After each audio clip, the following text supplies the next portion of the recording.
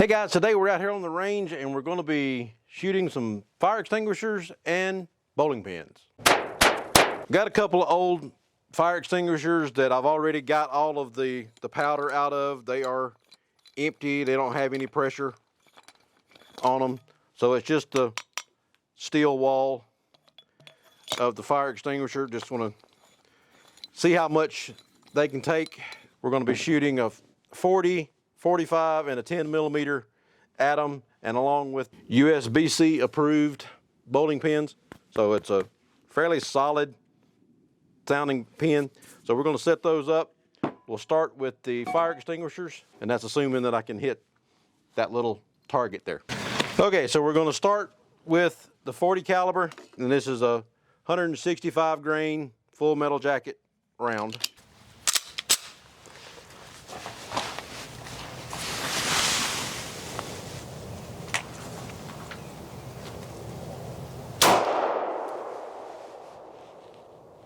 Nope. Did it hit it? No. I saw smoke. Must have just scared it as it went by.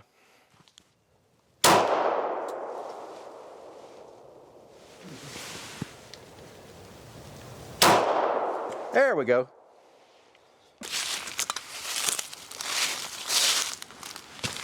Nice size entry hole,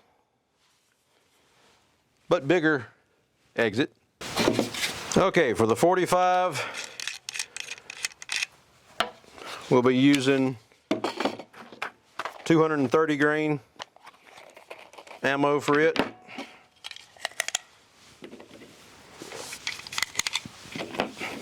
Still full metal jacket.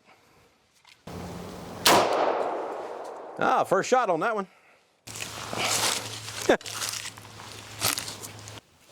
That was a 40.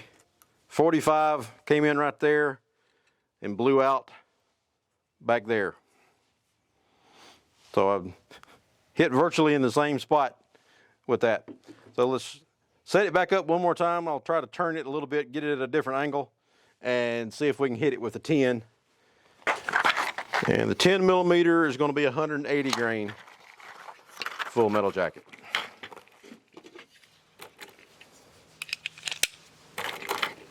So it's the flat nose as well. Yep, scared it.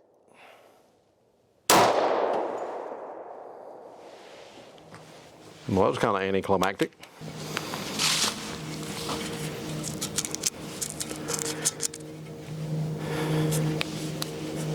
Yeah, that was just a graze. That looked a little more solid.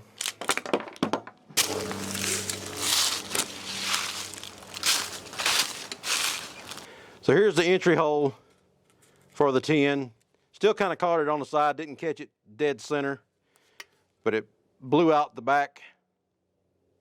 And then that was the entry hole for the 40, entry hole for the 45.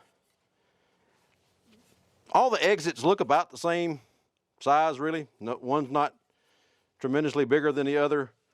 The entry hole seems a little bigger for the 10 millimeter, but not tremendously different. I was expecting the steel to be a little bit thicker than it is. It's actually not very thick steel, but fun target to try to hit. Now let's see what it'll do on a bowling pin. Okay, so we'll start with the 40 again. What do you think? Will the handgun round go all the way through, or is it just gonna stick in the middle of the bowling pin?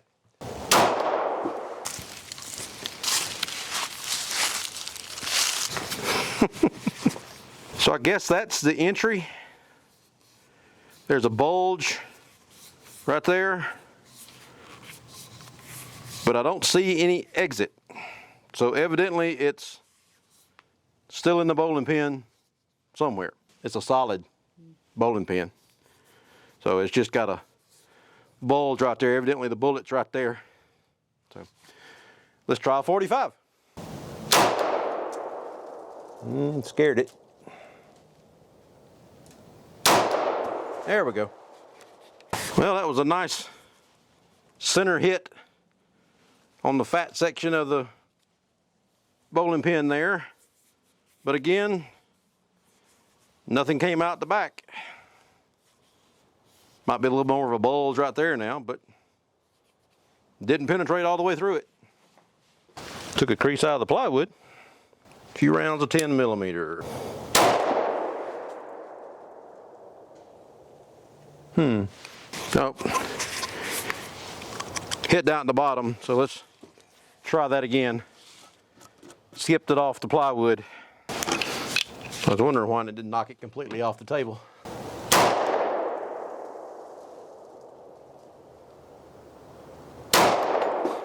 There we go. Well, I can't see an entry hole.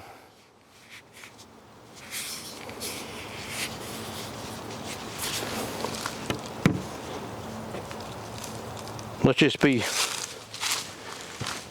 not actually hitting the thing very well.